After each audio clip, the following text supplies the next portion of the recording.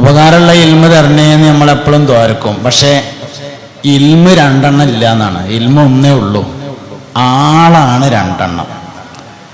ഉപകാരമുള്ള മനുഷ്യൻ പഠിക്കുന്ന ഏത് വിവരവും ഉപകാരമുള്ളതും, ഉപദ്രവമുള്ള മനുഷ്യൻ ഏത് വിവരം പഠിച്ചാലും ഉപദ്രവമായിരിക്കും എന്നാണ്. ചേകനൂർ മൗലവി എന്ന് പറഞ്ഞിട്ടൊരാളുണ്ടായിരുന്നു, എല്ലാവരും കേട്ടിട്ടുണ്ടാവും. 30 ജുസുവും കാണാതെ പഠിച്ച ഹാഫിളാണ്. പഠിച്ചത് ഖുർആനായിരുന്നു. ഉപദ്രവമായി. എന്താ കാരണം?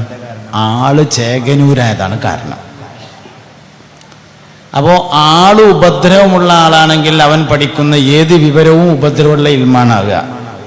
മനുഷ്യൻ ഉപകാരമുള്ളവനാണെങ്കിൽ ഇസ്ലാം വിരോധിക്കപ്പെട്ടതും സബുൽ മുബിഖാത്ത് എന്ന് പറയുന്ന 7 വൻപാപങ്ങളിൽപ്പെട്ട ഒന്നുമാണ് സിഹിർ പണി, മാരണവിദ്യ എന്ന് പറയുന്നത്.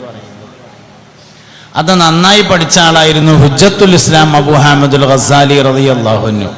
ഉപകാരമുള്ളതാ ഉപദ്രവമുള്ളതാന്ന് ചോദിച്ചാൽ ഉപകാരമുള്ള ഇൽമാണ്. എന്തുകൊണ്ട്? പഠിച്ചത് ഗസാലി ഇമാം ആയതിനാൽ എന്നതാണ് കാരണം. അപ്പൊ ഏത് വിവരവും പഠിക്കുന്നവൻ ഉപകാരമുള്ളവനാണെങ്കിൽ അത് ഉപകാരമുള്ള ഇൽമും, പഠിക്കുന്നവൻ ഉപദ്രവമുള്ളവനാണെങ്കിൽ അത് ഉപദ്രവമുള്ള ഇൽമുമായിട്ട് മാറും. വിവരം ഉണ്ടായത് കൊണ്ടായില്ല എന്നാണ്. വിവരത്തിന്റെ പരിപാലനം ഉണ്ടായിരിക്കുന്നതിനാണ് നാഫിയ ഇൽമ് എന്ന് പറയുക.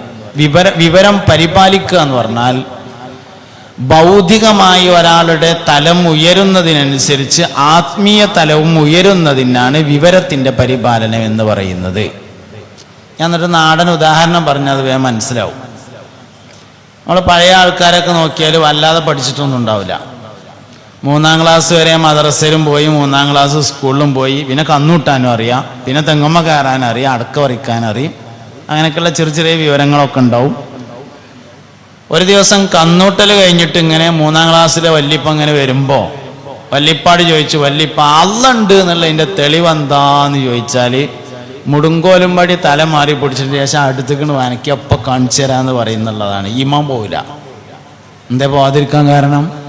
ഭൗതികമായ വിവരവും ആത്മീയമായ വിവരവും ഒരേ അളവിലാണ് എന്നുള്ളതാണ് കാരണം. ഇന്ന് വിവരമുള്ള ആൾക്കാരെ ഇമാം പോണതിൻ്റെ കാരണം മടക്കനമ്മ ചവിട്ടിയമാതിരി ഒരു ഭാഗം മാത്രം പൊന്തിയിട്ടാണ് എന്നുള്ളതാണ്. നമ്മളെ മതവിദ്യാഭ്യാസം എന്ന് പറയുന്നത് 5ാം ക്ലാസ്സിലെ സർട്ടിഫിക്കറ്റിൽ അവസാനിച്ചു. കുറച്ചും കൂടിയും കുട്ടികൾക്ക് 7ാം ക്ലാസ്സിലേൽ അവസാനിച്ചു, ബാക്കി 10ാം ക്ലാസ്സിൽ അവസാനിച്ചു എന്നുള്ളതാണ്. ഭൗതികം അവിടെ അവസാനിച്ചില്ല. ഭൗതികം പഠിക്കേണ്ടെന്ന് എനിക്ക് അഭിപ്രായമില്ല കേട്ടോ. ഭൗതികമായ വിദ്യാഭ്യാസം നല്ലോണം പഠിക്കണം എന്നുള്ള അഭിപ്രായക്കാരനാണ് ഞാൻ. ജോലികളിൽ ഏറ്റവും സുരക്ഷിതമായ ജോലി ഗവൺമെൻറ് ജോലിയാണ് എന്ന അഭിപ്രായക്കാരനുമാണ് ഞാൻ. പക്ഷെ എന്താ ഉള്ളത്? ഭൗതിക തലം പുരോഗതി പ്രാപിക്കുന്നതിനനുസരിച്ച് ആത്മീയ തലം പുരോഗതി പ്രാപിച്ചില്ലെങ്കിൽ സംശയങ്ങൾ ബാക്കിയാവുകയും ദീനുൽ ഇസ്ലാമിൽ നിന്ന് പുറത്തു പോകാൻ കാരണമാവുകയും ചെയ്യും. നിരീശ്വരവാദിയായ ആൾക്കാരൊക്കെ പരിശോധിച്ചൊക്കെ വലിയ വലിയ വിവരമുള്ള ആൾക്കാരാണ്. യുക്തിവാദിയായ ആൾക്കാരൊക്കെ PhD ഒക്കെ എടുത്തിട്ടുള്ള ആൾക്കാർ. ലിബറലിസ്റ്റുകളൊക്കെ വലിയ വലിയ സൈക്കോളജിയിൽ MSc ക്ലിനിക്കൽ സൈക്കോളജി റെഗുലറായിട്ട് ചെയ്ത ആൾക്കാരൊക്കെയാണ് നിരീശ്വരവാദി, യുക്തിവാദി, ലിബറലിസ്റ്റും ഒക്കെ ആയിട്ട് വരുന്നത്. എന്തുകൊണ്ട് എന്ന ചോദ്യത്തിൻ്റെ ഉത്തരം ഭൗതിക തലം ഉയരുകയും അതിനനുസരിച്ച് ആത്മീയ തലം ഉയരാതിരിക്കുകയും ചെയ്തു എന്നതാണ് കാരണം. അതുകൊണ്ട് ഭൗതികം എത്ര പഠിച്ചാലും കുഴപ്പമില്ല. ഭൗതികം പഠിക്കുന്നതിനനുസരിച്ച് സംശയം കൂടിക്കൊണ്ടിരിക്കും. ഭൗതികം പഠിക്കുന്നതിനനുസരിച്ച് സംശയം കൂടിക്കൊണ്ടേയിരിക്കും. ആ സംശയത്തിന് യഥാസമയം മറുപടി ഇട്ടാതിരുന്നാൽ ഈമാനിനാണ് പരാജയം സംഭവിക്കുക. അതുകൊണ്ട് ഒരു മനുഷ്യന്റെ ഈമാൻ മഹല്ലത്തുകാർ, നമ്മൾ മഹല്ല് ശാക്തീകരണമാണ്, മഹല്ലത്തുകാരുടെ ഈമാൻ സംരക്ഷിക്കുക എന്ന് പറഞ്ഞാൽ മഹല്ലിലെ ആളുകൾക്ക് ഭൗതികമായ തലം ഉയരുന്നതിനനുസരിച്ച് ആത്മീയ തലം ഉയർത്തണം. നമ്മുടെ ഈ മഹല്ലിൽ വിദ്യാഭ്യാസ സമിതി ഉണ്ട് എന്ന് അറിഞ്ഞു, വളരെ നല്ല കാര്യമാണ്. 10 കൊല്ലത്തിനിടയിൽ 10 കൊല്ലം കഴിയുന്നതിനിടയിൽ മഹല്ലിലെ എല്ലാ വീട്ടിലും ഒരാൾക്ക് ഗവൺമെന്റ് ജോലി ഉണ്ടാവാൻ വേണ്ടി പരിശ്രമിക്കണം. അതൊരു പ്രധാനപ്പെട്ട കാര്യമാണ്. 10 കൊല്ലം കഴിയുന്നതിനിടക്ക് മഹല്ലിലെ എല്ലാ പേരിലും ഒരാൾക്കെങ്കിലും ഗവൺമെന്റ് ജോലി ഉണ്ടാവാൻ വേണ്ടിയുള്ള പരിശ്രമം. പക്ഷെ ഒരു കാര്യം ചെയ്യേണ്ടതുണ്ട്. അതിനുവേണ്ടി നമ്മൾ ഭൗതികമായ വിദ്യാഭ്യാസം കൊടുക്കുമ്പോൾ മതപരമായ വിവരം അടിയിൽപ്പെടാതിരിക്കാൻ പ്ലാൻ ചെയ്ത പരിപാടി നടത്തണം. എന്താ പ്ലാൻ ചെയ്ത പരിപാടി? ഒഴിവു ദിവസങ്ങളിലേക്ക് ബക്കറ്റായിട്ട് സംഘാടകർ വരുന്നുണ്ട്. പന്തലും മൈക്കിയും സൗകര്യങ്ങളൊക്കെ ഉള്ളതല്ലേ. അതിന് നല്ല ചെലവുണ്ട്. അപ്പോൾ അതുകൊണ്ട് എല്ലാവരും കാര്യമായി സഹായിക്കണം. പിന്നെ നമ്മൾ എല്ലാ പരിപാടിയും സാധാരണഗതിയിൽ അതുകൊണ്ടൊക്കെയുള്ള നടന്നു പോവല്. അപ്പോൾ അതുകൊണ്ട് എല്ലാവരും കാര്യമായിട്ട് സംഘാടകർ വരുന്ന സമയത്ത് ബക്കറ്റിൽ സഹായിക്കുകയും സഹകരിക്കുകയും ചെയ്യണം.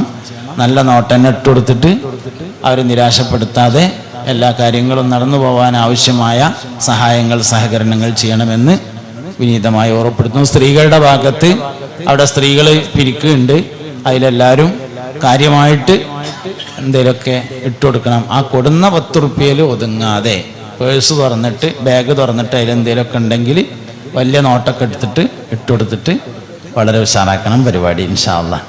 അപ്പോൾ അതുകൊണ്ട് ബക്കറ്റ് പിരിവ് നടന്നോട്ടെ. എല്ലാവരും കാര്യമായിട്ട് സഹായിക്കുക. അതിൻ്റെ കൂടെ വയത് കേൾക്കുകയും ചെയ്യാം. മുഅ്മിനീങ്ങളെ, അപ്പോൾ രണ്ടാമത്തത് ഇൽമിന്റെ പരിപാലനമാണ് പ്രധാനമർഹിക്കുന്നത് എന്നാണ് ഞാൻ പറഞ്ഞത്. ഇൽമ് പരിപാലിക്കപ്പെടണമെങ്കിൽ ഭൗതിക തലം ഉയരുന്നതിനനുസരിച്ച് ആത്മീയ തലം ഉയരണം. അതിനെന്ത് വേണം? മഹല്ലിലെ വിദ്യാഭ്യാസ സമിതി പേരെന്താണെന്നറിയില്ല, എന്തായാലും വിദ്യാഭ്യാസ രംഗത്ത് പ്രവർത്തിക്കുന്ന ഒരു കൂട്ടായ്മ അവിടെ ഉണ്ട് എന്നറിഞ്ഞു.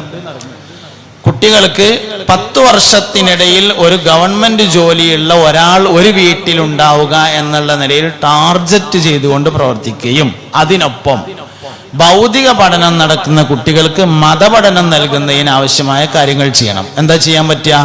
വെക്കേഷൻ ദിവസങ്ങൾ, ഞായറാഴ്ചകൾ, ശനിയാഴ്ചകൾ, ഓണം വെക്കേഷൻ, ക്രിസ്തുമസ് വെക്കേഷൻ, ഇങ്ങനെയുള്ള വെക്കേഷനുകളിൽ ഭൗതിക രംഗത്ത് പഠിക്കുന്ന ആളുകളുടെ കുട്ടികളുടെ പ്രായമായവരുടെ പ്രത്യേകമായ ക്യാമ്പുകൾ വിളിച്ചു ചേർക്കുമ്പോൾ ശ്രദ്ധിക്കേണ്ട എന്താ വെച്ചാൽ ആൺകുട്ടികൾക്ക് വേറെ പെൺകുട്ടികൾക്ക് വേറെ ഏജ് തിരിച്ച് വിളിക്കണം.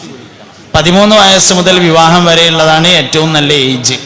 13 വയസ്സ് മുതൽ വിവാഹം വരെയുള്ള ആൺകുട്ടികൾക്ക് വേറെയും പെൺകുട്ടികൾക്ക് വേറെയുമായി 1 ഡേ അല്ലെങ്കിൽ 2 ഡേ ക്യാമ്പുകൾ സംഘടിപ്പിച്ച് കഴിവുള്ള ആളുകളെ കൊണ്ടുവന്ന് ഈമാൻ റീചാർജ് ചെയ്തുകൊണ്ടേയിരിക്കണം.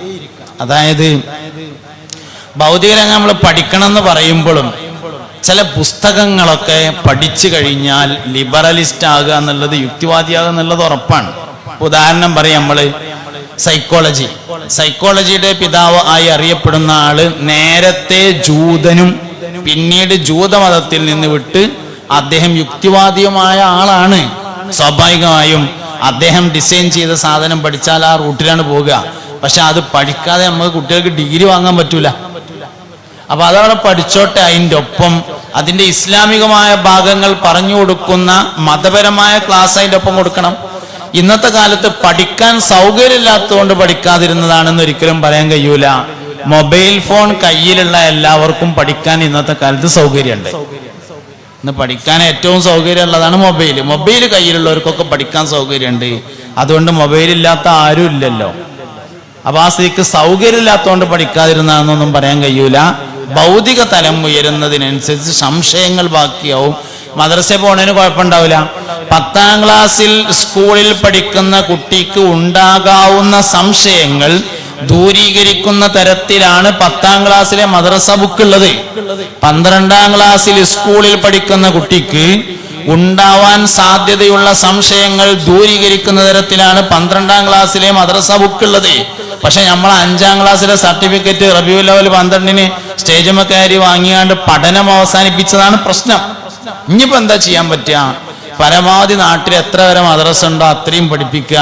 അതിന്റെ പുറമെ പഠിക്കാത്തവർക്കും പഠിപ്പിക്കാത്തവർക്കും വേണ്ടി വെക്കേഷൻ സമയങ്ങളിൽ പ്രത്യേകമായ ക്ലാസ്സുകൾ നടത്തിയിട്ട് വേണമെങ്കിൽ പഠിച്ചോട്ടെ എന്ന് തീരുമാനിക്കരുത്. അതിനൊന്നും കമ്മിറ്റി എന്ന് അറിയില്ല. ഓൽക്ക് വേണമെങ്കിൽ പഠിച്ചാൽ മതിയല്ലോ എന്ന് തീരുമാനിക്കാം. പിന്നെ എന്തിനാ കമ്മിറ്റി? അതിന്റെ ആവശ്യമില്ലല്ലോ.